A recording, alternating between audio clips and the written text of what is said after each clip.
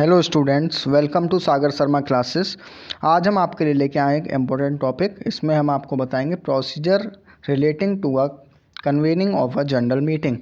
जो भी कंपनी में मेंबर्स होते हैं वो एक जनरल मीटिंग को कैसे कन्वे करते हैं, क्या प्रोसीजर होता है, क्या उसके कंपनीज एक्ट में प्रोविजंस हैं, क्या लॉ उसके बारे में कहता है, ये सब हम आपको इस वीडियो में बताने जा रहे हैं। तो स्टार्ट करते हैं। सबसे पहले मीटिंग्स जो भी कंपनी लॉ में बताई गई हैं कितनी टाइप्स की होती हैं। Meetings of board of director होती हैं, मीटिंग्स ऑफ मेंबर जो कि जनरल मीटिंग होती हैं, meetings of the creditors, preference share holders, debenture holders.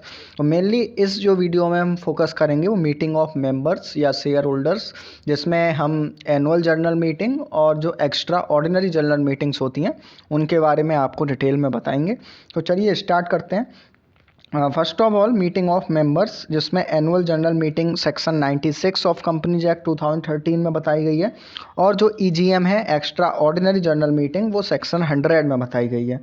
अब हम बात करेंगे एनुअल जनरल मीटिंग कैसे कंडक्ट होती है। तो एवरी कंपनी, बस वो ओपीसी नहीं होनी चाहिए, वन पर्सन कंपनी नहीं होनी चाहिए, shall in each year hold in addition to any other meeting a general meeting as its AGM, और maximum gap between two AGM should not more than 15 month. तो ये आपको पता होना चाहिए। Next one is annual general meeting अगर first है, आपने इनकॉर्पोरेशन किया है, तो first AGM period of 9 month from the date of closing of the first financial year. If company hold first AGM, not be necessary to hold any AGM in the year of its own corporation। अगर subsequent आपका AGM हो रहा है तो वो held within the period 6 month आपको कर लेना चाहिए। Next important points while conducting AGM, तो every AGM shall be called during business hour, जब भी बिजनेस आवर है बिटवीन 9 AM to 6 PM, और AGM can be called any day that is not a national holiday. AGM shall be held either at registered office of company, और इसके regarding आपके पास ये भी choice है कि अगर सारे मेंबर्स एग्री हैं तो कंपनी में भी held AGM at any place in India, लेकिन आपको राइटिंग में कंसेंट लेनी पड़ेगी, और by electronic mode all the members. Notice of AGM, तो रिटन और इलेक्ट्रिक मोड में भी आपका नोटिस दिया जा सकता है at least 21 days before the AGM. इसमें वेन्यू होना चाहिए, डेट और डे एंड टाइम, और एजेंडा क्या रहेगा मीटिंग का, और सिग्नेचर होना चाहिए अथॉरिटीज का। Next one is general meeting का कोरम के बारे में अगर हम जानें तो इंश्योर डेट उसमें कोरम तो पूरा होना ही चाहिए, उसके साथ साथ चेयरमैन भी उसमें प्रेजेंट होना चाहिए, maintain through out the meeting.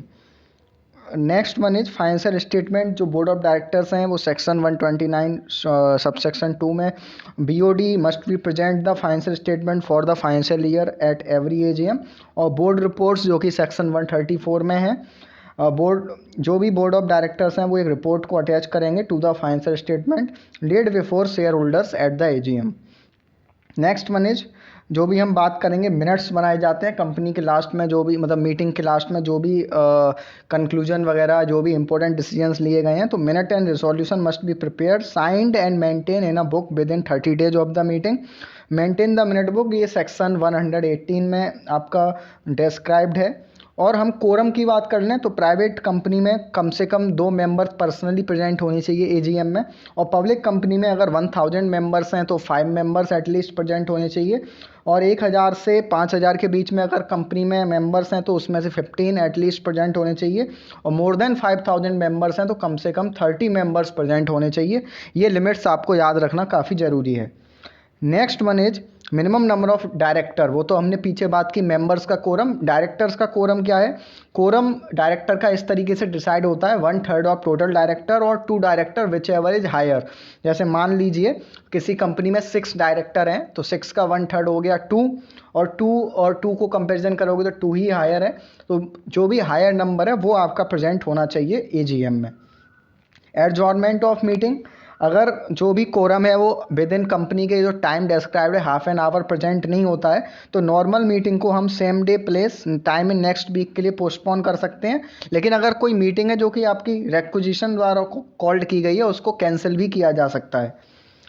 Next one is हम ईजीएम की बात करेंगे, एक्स्ट्रा ऑर्डिनरी जनरल मीटिंग। तो ये वो मीटिंग्स होती हैं जो 2 general meeting annual general meeting के बीच में कंडक्ट की जा सकती हैं किसी स्पेशल इश्यू के लिए। General meeting called between 2 annual general meeting is called an EGM। An EGM is called by members requisition और कंपनी, जो भी बोर्ड ऑफ डायरेक्टर्स हैं उनके द्वारा EGM कॉल्ड की जा सकती है। तो थैंक यू, आशा करते हैं आपको प्रोसीजर पता पड़ गया होगा एक जनरल मीटिंग और एक EGM को कैसे कन्वे करते हैं।